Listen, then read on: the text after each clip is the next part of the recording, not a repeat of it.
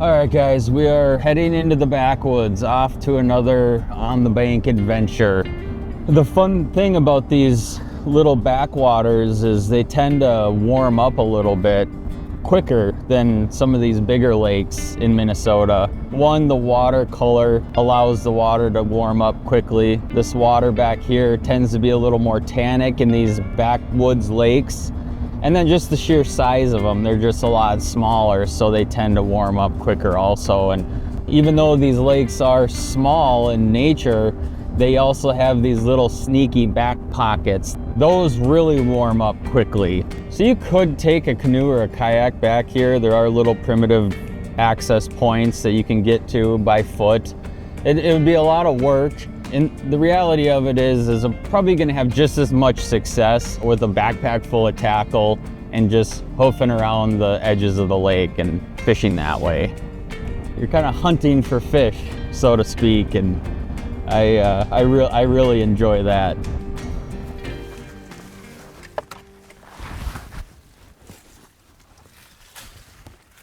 We're here.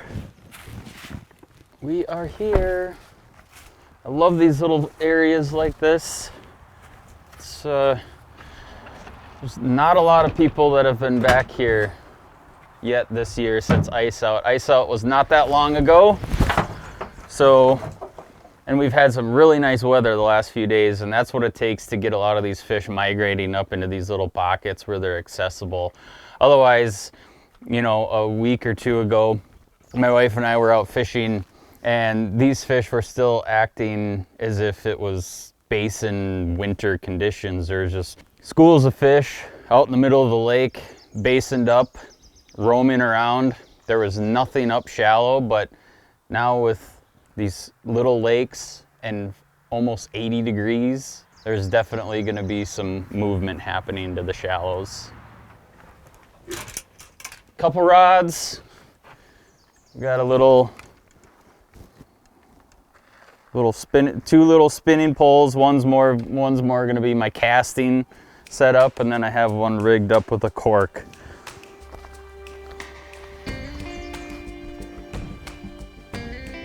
Tripping on sticks, broken rod tips, and picking ticks. Drop down on this little old beaver run. Yeah, so I was just kind of looking at my onyx and looking at this.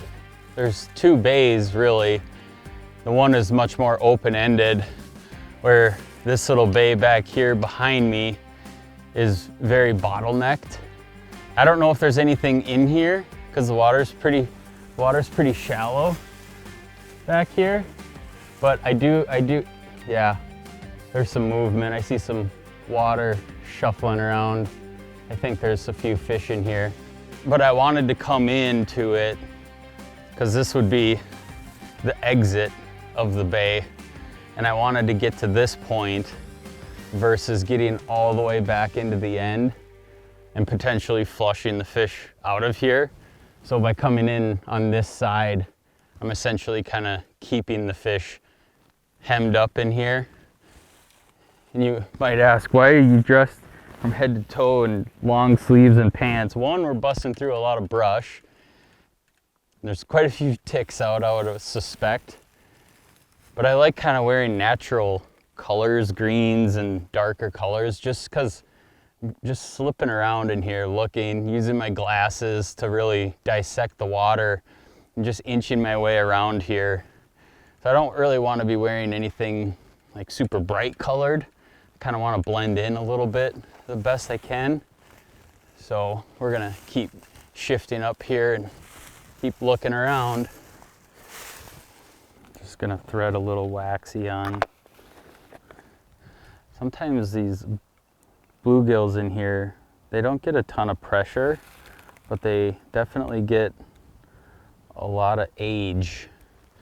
So with age comes wisdom. And sometimes big old bluegills will fall victim to a piece of meat.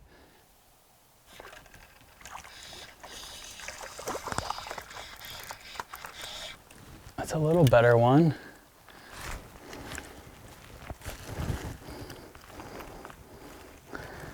Not a huge one, but it's definitely a better one. I think we kind of maybe found a little different caliber of bluegills. And they're really quite in this wood very heavily. I'm gonna just try and flop them into the water quietly. Wasn't so graceful, but I don't think I spooked him too bad. Oh.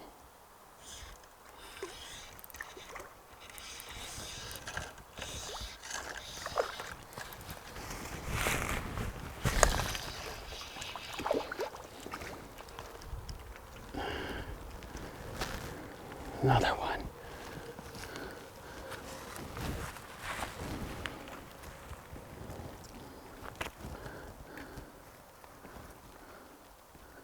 Pretty little things.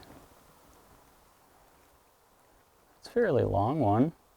They're not super heavy-headed bluegills, but they're pretty long. I mean, that bluegill right there is at least 8 inches, 9 inches. Not super big, but I think we might, since there's a whole bunch of them here too, I think we're probably gonna,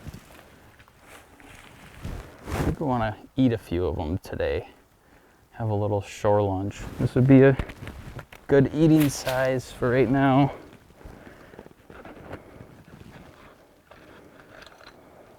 So I just have a little, since it's so darn warm, I'm gonna just try and keep them in the water, at least keep them pumping a little bit of air.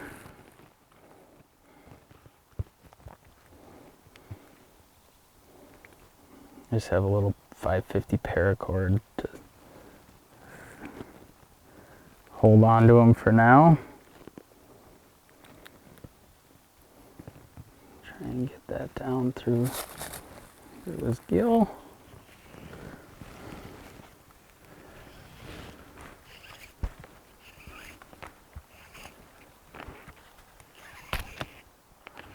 And just bring it back through. I'll just probably tie them off to a little log here. At least keep them cool and maybe alive for a little bit.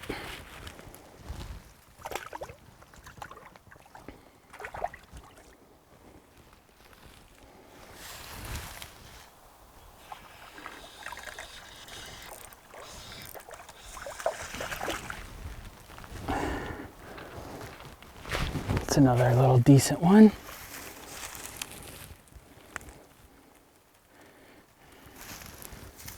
Perfect.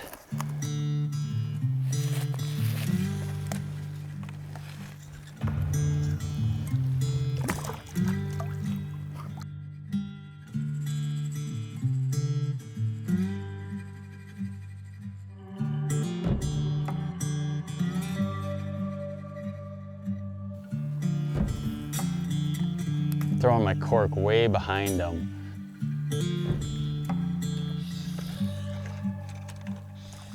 There we go. Another bluegill.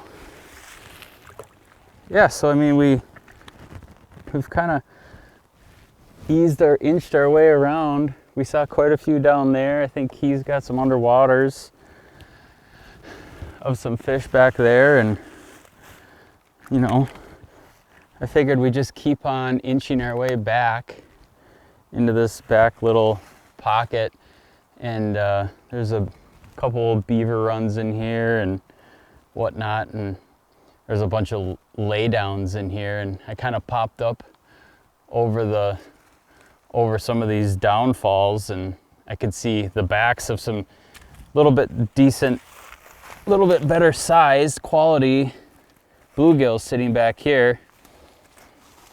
So Keys and I are gonna have a little shore lunch. I think we'll maybe take 4 or 5 of these back to shore, or back to the little campsite here in a little bit, and have ourselves a little something to eat.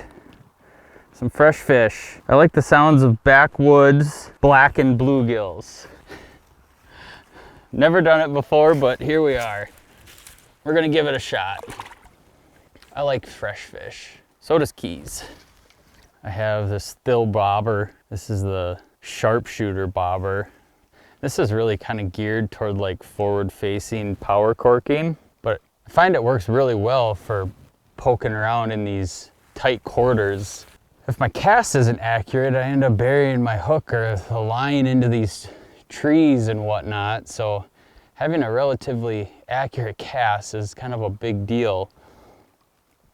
And I have this cool 68 ounce VMC swivel that has a weight that's in line with it. So there's a swivel on each end.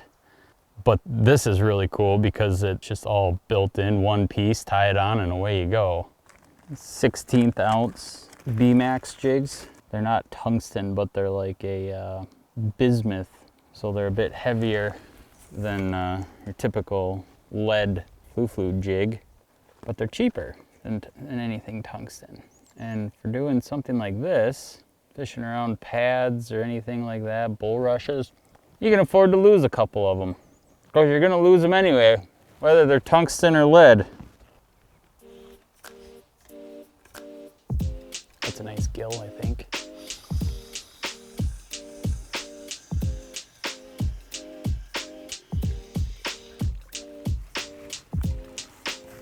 Beautiful gill.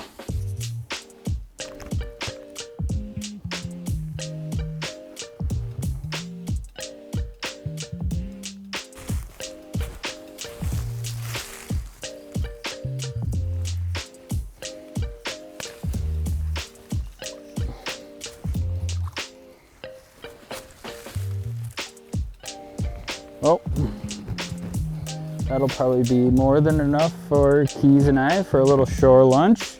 We're gonna march them out of here. We've kept them fresh thus far. Go have yourself a little lovely shore lunch. Looking forward to it.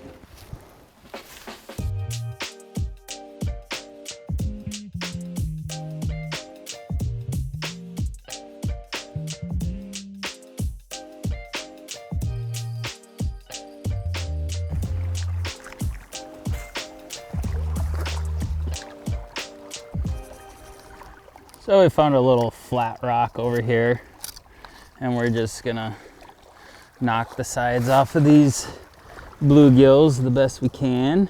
And we have the fire going back there.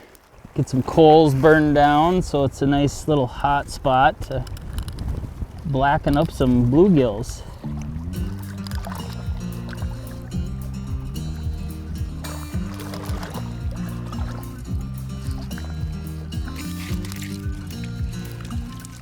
Give them a little rinse, get the blood out of there best I can. But that'll make a little meal for Keys and I.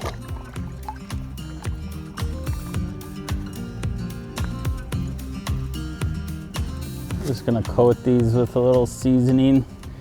It's the blackened seasoning. I could probably just let those fish just cook even without it being on the fire for right now. I'll put a little more oil in here. Some high heat oil, a little avocado oil. Oh yeah, that won't take long at all.